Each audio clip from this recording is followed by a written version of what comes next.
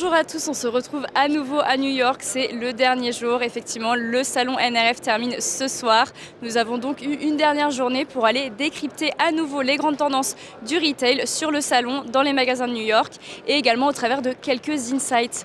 Aujourd'hui, pour cette dernière partie de l'émission Good Morning NRF, nous allons traiter une tendance qui est celle du commerce engagé. Je suis Claire Plassard, je suis analyste pour le Hub Institute et je vous ai préparé quelques petites tendances autour de cette thématique du commerce engagé. Tout de suite, les tendances. Tout d'abord, il va falloir différencier deux termes que sont l'empreinte écologique et l'empreinte carbone. L'empreinte carbone, c'est un indicateur qui vise à mesurer l'impact d'une activité sur l'environnement et plus particulièrement les émissions de gaz à effet de serre qui vont être reliées à cette activité. Ça peut par exemple s'appliquer à un individu selon son mode de vie, à une entreprise selon son activité et également à un territoire. On va donc l'exprimer au travers des gaz à effet de serre. Tandis qu'en revanche, l'empreinte écologique va plutôt s'exprimer en surface de terre productive qui va être requise pour produire les biens et les services que nous consommons et pour absorber les déchets qui en découlent. Son utilisation la plus parlante, c'est le nombre de terres nécessaires pour absorber nos modes de consommation. Donc la différence, empreinte carbone, c'est les gaz à effet de serre, empreinte écologique, ça va être la quantité, la surface de terre nécessaire pour absorber nos usages. Les transports représentent la plus grande part de l'impact carbone moyen. En France, c'est déjà 4 trajets sur 5 qui s'effectuent en voiture. C'est le trafic routier qui va émettre le plus de gaz à effet de serre, suivi ensuite du trafic aérien. Les biens de consommation avec les équipements électroniques, Internet, les consoles de jeux, les vêtements et les autres biens et services sont le troisième secteur le plus impactant. Pour les marques et notamment dans le retail, un des plus grands sujets, ça va être celui du calcul de l'empreinte carbone et de sa communication pour mettre en valeur les différentes actions qui sont mises en place pour réduire son impact. Pour une production plus verte, il existe de nombreuses alternatives au recyclage qui devraient être le dernier recours en matière de déchets. On parle par exemple des 8 R.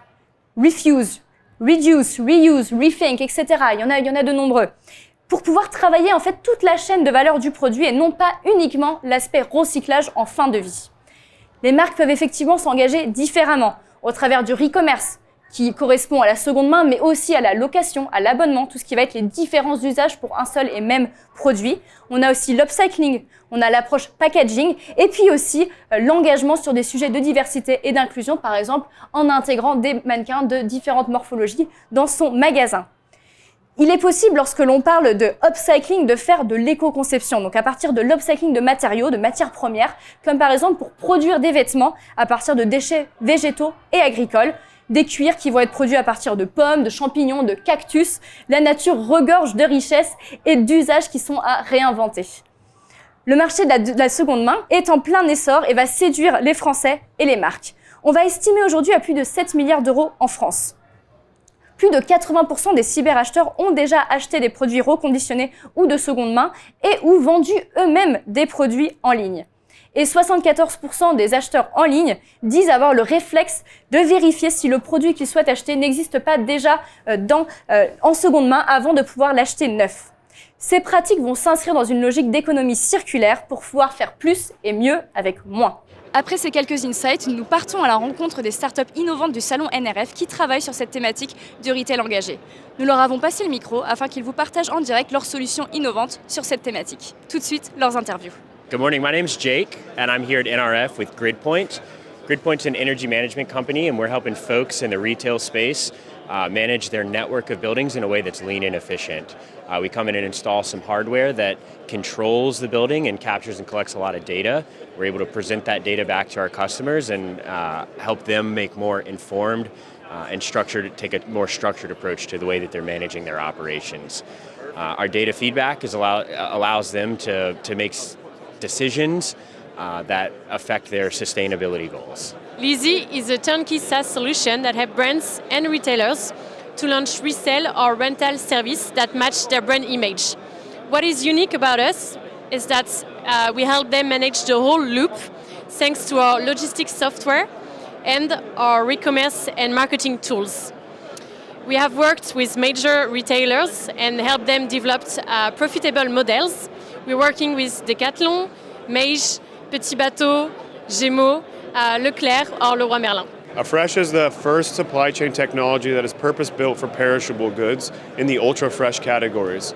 we accomplish what no other company's been able to accomplish before, which is to maximize in-stock position while minimizing waste in your stores by leveraging a novel AI technology to understand your inventory position and your demand forecast in real time. We then take those decision-making inputs and empower your associates through the application that's held in their hands every day when they want to write their order. As a result, our partners are achieving transformational results with higher sales and lower waste percentages at the same time. This is good not only for your business in terms of profit, but also for your customers in terms of fresher food, and for the world in terms of better sustainability and less food waste, which ultimately results in less carbon gas emission, less water waste, and a number of other benefits for the world. Hi, so welcome to Le Prix. We are a exclusively B2B platform that allows retailers, however big or small, to source pre-owned luxury items. We have everything from handbags to accessories. We're launching watches this year, some jewelry, and a little bit of clothing as well. The pre-owned industry is booming, everything in resale, and these products are very, very in demand. So if you're a retailer looking to get into the pre-owned industry, this is a great way. We have offices both in the United States, we're based out of Washington, D.C. area, and in Paris, supporting the entire European Union. Our platform is, easily navigable, makes it really easy to source pre-owned luxury at scale for your business. So we have a whole network of global suppliers that are all, in one easily navigable place on our platform. I'm Antoine from Smartway. We transform supermarket trash into cash. So we provide a digital solution based on AI that help retailers to reduce food waste dramatically. So we started 10 years ago with one solution, and now we have a portfolio of solutions that have been deployed in 13 retailers and 7 countries. So we have one solution of advanced date checking solution to keeping track of the expiration date products, and the second solution on dynamic pricing, just to reduce waste profitably for retailers. So today we have 1,000 supermarkets across 7 countries and 13 retailers. So good morning, I'm David Kat of Wasteless. Welcome in a world where sustainability and profitability go hand in hand, because that is what Wasteless does. Wasteless has a solution to help you as a retailer sell food that's already on your shelf by reducing it only if and when necessary in a way that is attractive to your customers, giving price points for a sustainable choice that are superior to anything you've ever seen before. We're using artificial intelligence, we're using machine learning to understand which prices for which products are relevant, and we're only reducing products if and when they run the risk of expiring on the shelf. The thing is that supermarkets throw away in food in purchasing prices about double their profits. It's no longer necessary. With Wasteless, you can try a first start very easily in a proof of concept that is completely manual. And then when you like our business case, and you will like it, then you can actually integrate more and more. We integrate with the POS, we integrate with electronic shelf labels, and we're using the inventory to give you a superior results in your store. We can do an ROI of 5, 10. We've even shown to be 30 to deliver 30 times ROI. We would love to start with you in France. Et bien sûr, Wasteless, on le fera pas seulement en anglais, on le fera en français également. Je vous remercie, c'est David Kat de Wasteless à New York. Et demain, je serai de retour en Europe, à Amsterdam. Je vous remercie. Hi, Laurent Bacot speaking. I work for Kodabini and Too Good To Go. At Kodabini and Too Good To Go, we built a one-stop shop solution for the retailers to help them drastically decrease food waste and drastically increase their operating margin. We do that by building a solution that helps better manage expiry dates, that helps identify products close to their expiry, then determine what to do with these products, and ultimately help do the actual action, implementing the actual action to either sell at a discount price or donate the product or put it into a magic bag with Too Good To Go. I'm Melody Vonderbon, co-founder and CEO at Max Retail, where we help brands and retailers sell their excess inventory. We do this two ways. For retailers and brands looking to get the maximum price per unit and able to ship out single units, we enroll them in our dropship program, where we connect their inventory to a global network of online retailers with high-end consumer demand.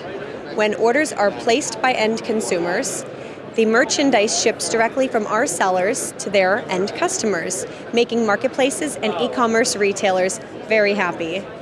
For brands and retailers who have excess inventory that is severely aged and they would like to sell it all at once, we have a liquidation division. This is where we help to move to a global off-price network, helping brands and retailers move the most amount of inventory at a discounted price. Find us on maxretail.com. Hi, I'm with Olive. We were founded a few years ago by the former co-founder of Jet.com. We do reusable packaging for online shopping and e-commerce, so predominantly apparel, fashion, handbag, shoe brands, but with the mission to expand outside of those categories. And so when the customer places their order online, they have the option to select reusable packaging, eco-friendly delivery for the same cost, same speed. The brand would then pack their order, so it's t-shirt, shoes, handbag, whatever, in a reusable tote.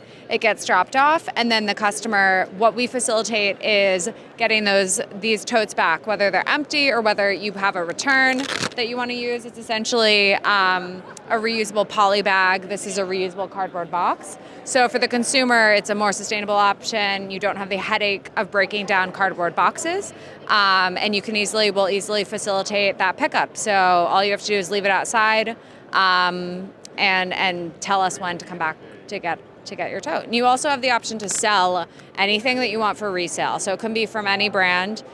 So we're really the logistics business that powers the circular economy. J'espère que vous avez appris plein de nouvelles choses au travers de ces différentes interviews de start-up. Partons maintenant ensemble pour explorer quelques magasins des rues de New York qui proposent des solutions innovantes, qui proposent des expériences, des informations autour de cette tendance du commerce engagé. Reportage en images tout de suite. Lucid est un fabricant américain de véhicules électriques de luxe. Lucid a principalement développé la technologie des batteries au cours de ses premières années et a commencé le développement de sa première voiture en 2014. Lucid a commencé à construire ses premières berlines Air entièrement électriques en Arizona en septembre 2021 et a commencé à les livrer aux clients fin octobre. Sa boutique dans le quartier de Meatpacking permet de découvrir la voiture ainsi que l'univers de la marque.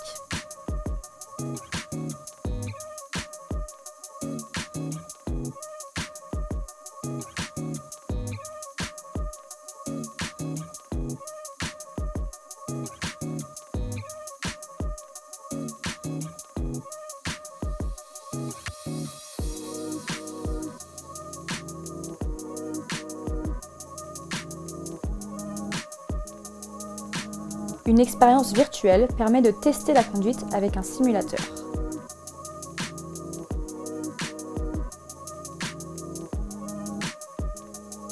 Il est également possible de faire un test physique de conduite sur réservation.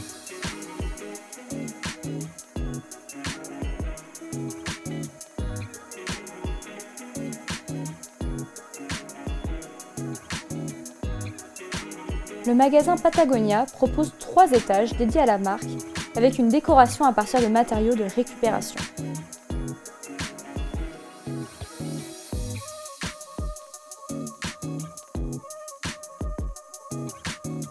On y découvre des informations sur sa garantie Ironclad, permettant la réparation gratuite de tout produit défectueux qui s'effectue dans le niveau inférieur du magasin, dans un vaste espace atelier.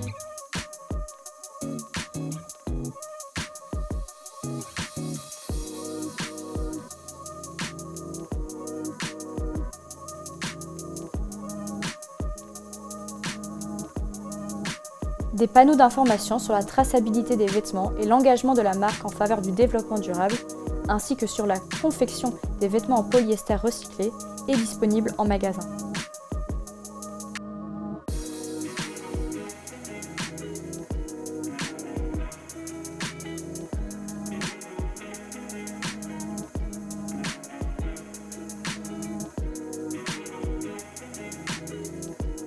Le flagship Adidas propose des fontaines à eau permettant de remplir ses bouteilles, ainsi qu'un espace de personnalisation des produits.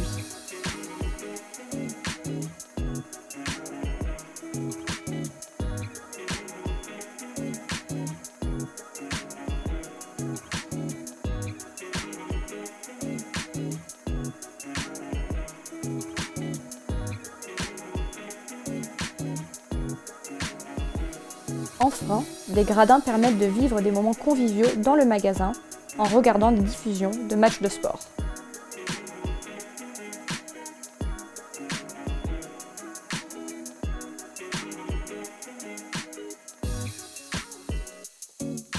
La marque italienne Golden Goose propose un magasin de sneakers au design futuriste et verdoyant, s'apparentant à un laboratoire permettant personnalisation des produits, créativité, recyclage et réparation. On y trouve l'activité Remake, qui permet de personnaliser de manière unique des produits neufs ou d'occasion, de la déformation à la broderie et aux messages écrits à la main. Une expérience de co-création permet de créer sur mesure son produit au travers d'une borne interactive et qui permet à la fin de télécharger son visuel.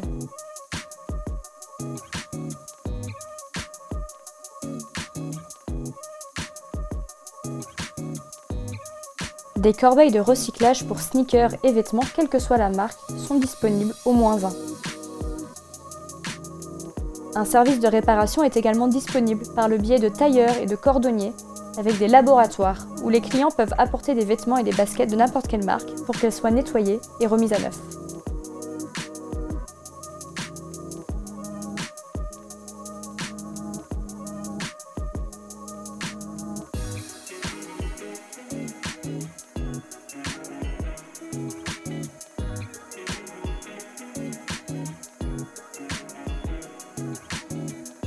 Comme Golden Goose, Mango propose également une corbeille de recyclage pour les vêtements usagés.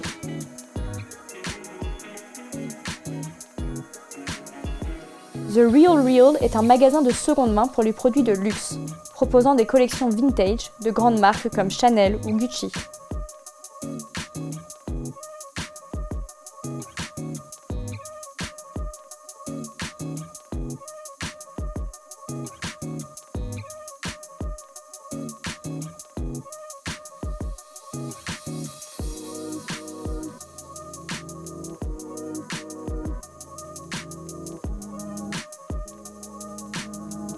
Le niveau inférieur du magasin contient un café, permettant de transformer l'expérience de l'essayage en un moment convivial. Le magasin devient ainsi un lieu de vie.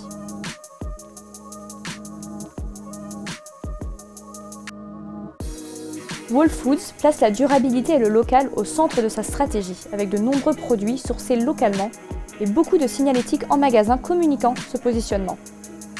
La marque vient d'ailleurs d'ouvrir son 513e emplacement aux États-Unis, le premier dans le Financial District sur Wall Street.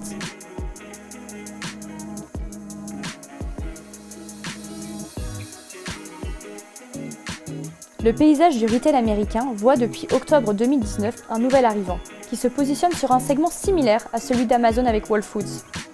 Effectivement, Wegmans s'est lancé comme un spécialiste des fruits et de légumes frais et s'est ensuite ouvert sur l'ensemble de la grande distribution. Son ambition ? Promouvoir et rendre accessible une alimentation saine pour tous et surtout pour les familles. L'unique magasin pour le moment est situé à Brooklyn, mais la marque devrait bientôt s'étendre à Manhattan en 2023. Le consommateur et ses besoins sont placés au centre et le magasin est pensé avec une logique de praticité. Ainsi, les pommes de terre surgelées sont situées directement à côté du frais et non pas dans un rayon dédié au surgelé.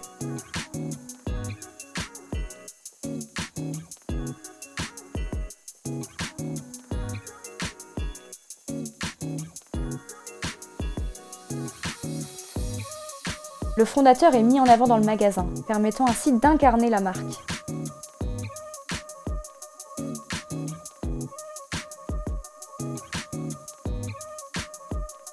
Les produits sont frais et locaux, cuisinés sur place dans les cuisines visibles.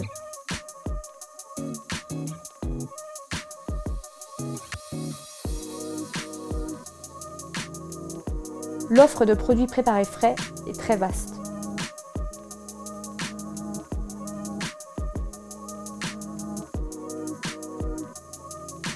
À l'étage, un espace déjeunatoire permet de consommer les repas achetés directement sur place.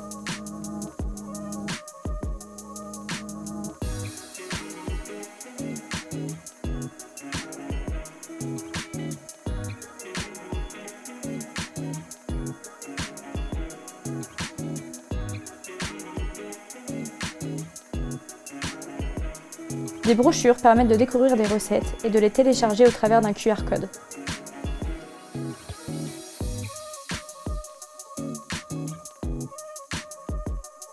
Enfin, l'espace en magasin est optimisé sur les rayons verticaux, avec le stock visible sur le haut des rayons.